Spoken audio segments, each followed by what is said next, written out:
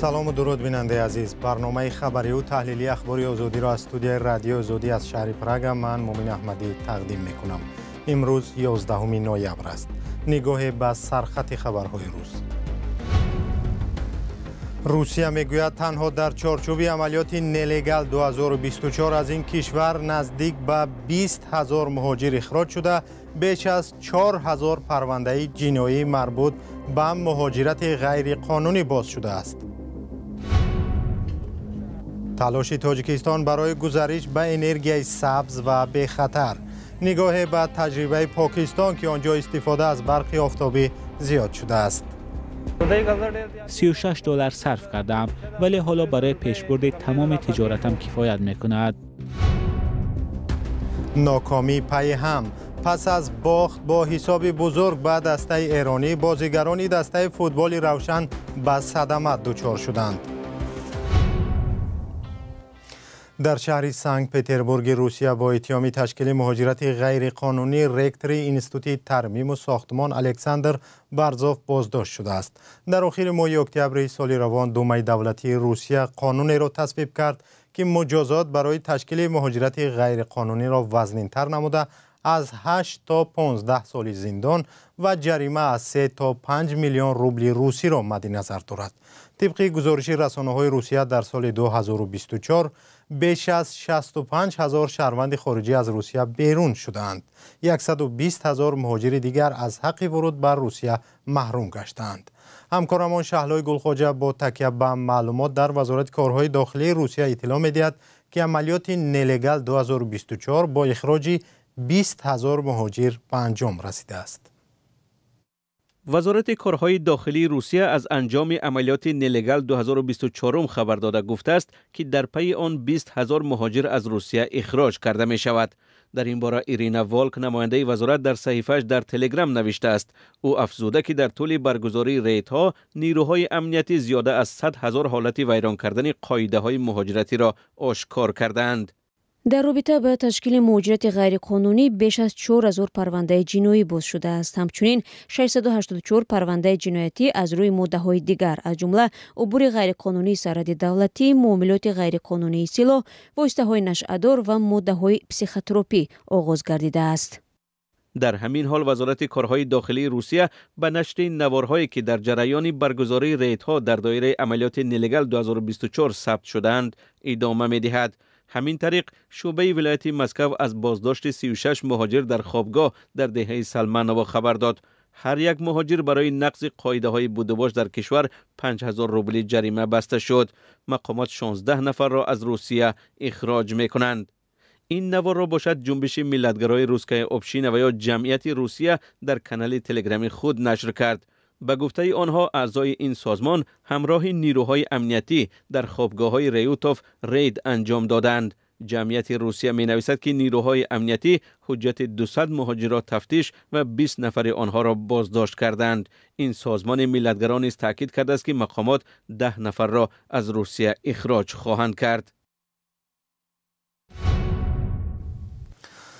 در تاجیکستان دو بازی معروف کامپیوتری را برای نورسان منع کردند. پلیس دوشنبه به صاحبان مرکزهای بازی‌های کامپیوتری در خبرنامه گفته است که دیگر برای نورسان بازی‌هایی که محتوای زورآوری دارند برای بازی پیشنهاد نکنند.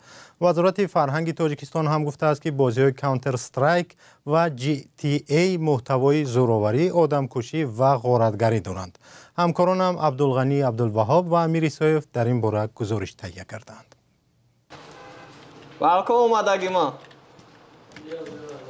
مرکز بازی‌های کامپیوتری در یک گوشه دوشنبه. این نورس احتمال بار آخر کانتر استرایک و گراند ثفت افتا بازی می‌کند. رئیست کارهای داخلی پایتخت هر دو بازی را برای کودکان و نورسان منع کرده است. دلیلش هم خلاصه وزارت فرهنگ تاجیکستان بوده است که کانتر استرایک و گراند ثفت افتا را آلوده به زورآوری، قتل و کشتار و غارتگری نامید. اما نه در رئیست کارهای داخلی و نه در وزارت فرهنگ حاضر نشدند قضیه را شرح دهند. ساکنان توصیه را شنیدند و هم خبر ریدهای احتمالی را به مرکزهای بازی کامپیوتری. برخی از آنها طرفدار این قرارند و برخی هم مخالف. اوجه در فکر و خیالش آن بازی میخواهد در عمل اوجه تطبیق کند. در نتیجه من بعضی به ترتیبی که از جانب شهروندان ما در فدراسیون رسیده شد عینا همین تاثیر کامپیوتر رسیدگی است یک مشکل. بعد خیلی با گروه اکستریمیستی تروریستی یک جویا میشه.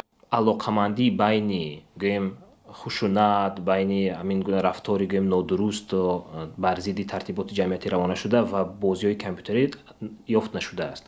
همه گونه اکسپریمنت ها نشان می‌دهند که همین گونه علاقمندی نیست. آماری خیلی شوق‌آوری هست که هر دفعه که ورسی نوی بازی فرض کنیم GTA میبراید در امریکا هم خیلی آمار می‌آموزند می‌بینند که همین دوره سطح جنایتکاری پست می‌شود. چون که همه به بازی کردن مشغول است. به نظر شهرام کاملوف برنامه‌ساز بازی‌های کامپیوتری جنبه‌های خوب زیاد دارند. انسان توسط بازی‌های کامپیوتری در خود شعله‌ای را به وجود می‌آورد که می‌تواند در آموزش با او کمک کند. برای نمونه دقت او را به تکنیک و یا کامپیوتر جلب می‌کند یا نشان می‌دهد که چگونه رمز نوشته می‌شود یا خود بازی را می‌سازند. این میل او را برای آموزش و برنامه‌سازی بیشتر می‌کند که در آینده می‌تواند برنامه‌سازی حرفه‌ای شود. بازی‌های هستند که بعضن صحنه‌های خشونت دارند ولی در همین بازی‌ها نیز چیز خوب پیدا کردن ممکن است.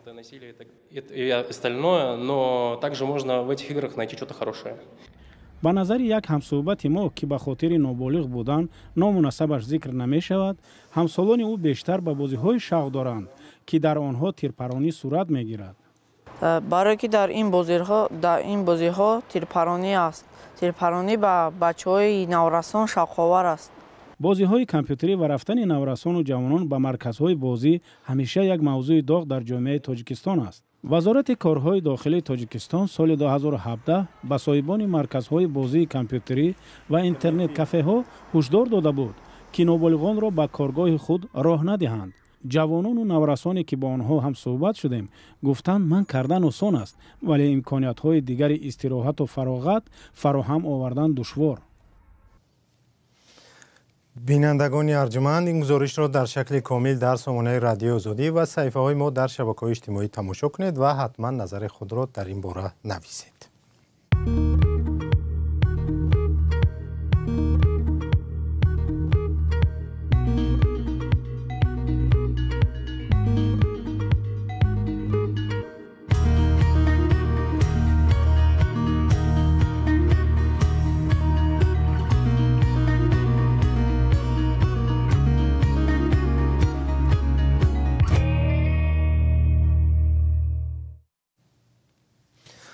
حکومت تاجیکستان از بانک جهانی درخواست نموده است که پژوهش درباره تاثیر تغییر اقلیم در این کشور تهیه کند. در برنامه رشد تاجیکستان تا سال 2030 گزارش به انرژی سبز و یا انرژی نوشونده جای مهم را کسب کرده است. با نوشته خبرگزاری اینترفکس حکومت تاجیکستان تصمیم دارد در اجرای این برنامه از سرمایه‌گذاری بخش خصوصی استفاده برد.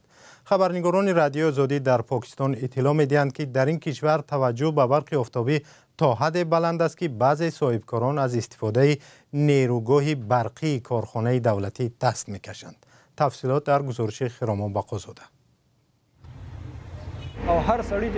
بسیاری ها به پنل گذاشتند. نصف مردم اینجا از شبکه برق کنده شدند. نصب بطاری‌های آفتابی در پاکستان در اوج است. در سراسر این کشور مردم برای خانه، کار شرکت یا کارخانه‌های استحصالی بطاری‌های ساخت چین را می‌خرند. نرخ بلند نیروی برق شرکت دولتی ساکنان شهری مردم را وادار می‌کند به بطاری‌های دسترسی آفتابی رو آورند. خراجات هر ماهه من $1090 کم شد.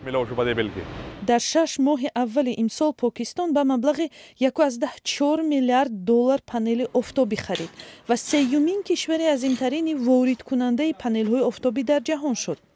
در این کشور با 240 میلیون اهالی بسیار ساکنان پنل آفتابی نصب می‌کنند. این پنل دوم است. یکمش را در خانه خودم نصب کردم. این خانه پسر عمکم است.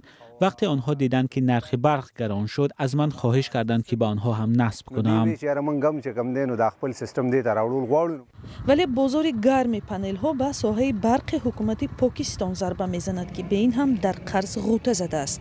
حجم قرض از 9 میلیارد دلار گذشته است و خطری به بحران نو روبرو شدن کشور وجود دارد. شرکت‌های برق توان استحصال نیروی برق کافی را دارند ولی شمار مشتریانشان کم شد. احتمال دارد با خطر مشکل پرداخت خراجات کلی روبرو شوند. طرز حل مشکلات مثل این در جلسه محیط زیست سازمان ملل متحد در آذربایجان بررسی می شود. موضوع بحث آنها گذریش به انرژی سبز است ولی به این هدف‌های آرمانی مردم عادی زیاد توجه ندارند. در پاکستان 40% اهالی بی‌بضاعت است. وقتی حساب هر ماهی من 18 تا 22 دلار شد، پنل آفتابی گرفتم، 36 دلار صرف کردم ولی حالا برای پیشبرد تمام تجارتم کفایت می‌کند. سال 2023 صرفی برق در پاکستان نظر به سال از آن پیش 10% کم شد. با افزایش پنل‌های آفتابی و روگرداندن مردم از برق دولتی، بودجه پاکستان با کمبودی سخت روبرو شده می‌تواند. بازیگران دسته روشن کلاب در هفته گذشته به 2 حادثه برای هوادارانش ناخوش گرفتار شدند. چند بازیگر این دسته پس از باخت با حساب بزرگ با دسته تراکتور ایران در راه بازگشت از ازبکستان در شهرهای خوجند دوشنبه به صدمه دچار شدند. محمود جان رحمتزاده جزئیات بیشتر دارد. ماشین بازیگران دسته روشن کلاب به صدمه دچار شده است. حادثه هفته گذشته در شاهراه خوجند دوشنبه هنگام بازگشت از تاشکند روی داده است. در ماشین 5 نفر قرار داشتند. 4 نفر جراحت‌های سبک برداشتند، در حالی که یکی از آنها آسیب جدی دیده است. رهبریت دسته روشن سبب صدمه را کفیدن بالون ماشین گفتند. حالا جمشید مقسوموف یکی از بازیگران روشن که در صدمه آسیب جدی دیده است زیر نظارت طبیبان قرار دارد. این صدمه در حالی رخ داد که دسته روشن در بازی با دسته تراکتور با حساب 0-7 مغلوب شد. بعد تنقیدهای زیاد سرمربی دسته وضعیت را شرح داد. ما 3 روز در راه هستیم. ما 3 روز در فرودگاه‌ها، از این فرودگاه به اون فرودگاه، از تاشکند به دهلی، از دهلی به اینجا آمدیم و 12 ساعت 13 ساعت در هر فرودگاه فقط انتظار کشیدیم تا برسیم اینجا. و وقتی به اینجا آمدیم دیشب شرایط بدنی تیم ما بسیار بد بود. ما حتی یک ریکاوری ساده هم نتوانستیم بکنیم. تمرین ساده کردیم که بتونیم به این بازی فقط برسیم. بعد تنقیدها در شبکه‌های اجتماعی بسیاری از کاربران حمایت از دسته کرده ایستادند. رهبریت دسته خبر داد که با دستگیری‌های زیاد روحیه بازیگران دوباره بلند شده است. دسته روشن یکی از دسته‌های سرمخلص در منطقه کلاب حساب می‌رود. این دسته در سال‌های گذشته با مشکلات مالی روبرو شده یک چند بار پراکنده شده است. اما در 4 سال اخیر با سرپرستی بازار حاجی شریف در لیگ عالی اشتراک می‌کند.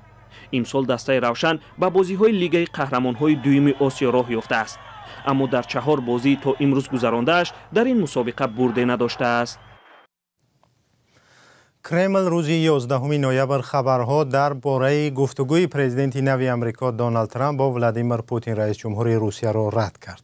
نشریه واشنگتن پست روز 10 نوامبر با تکیه به منابع نزدیک به ترامپ نوشته بود که صحبت جانب‌ها روز 7 نوامبر صورت گرفته است.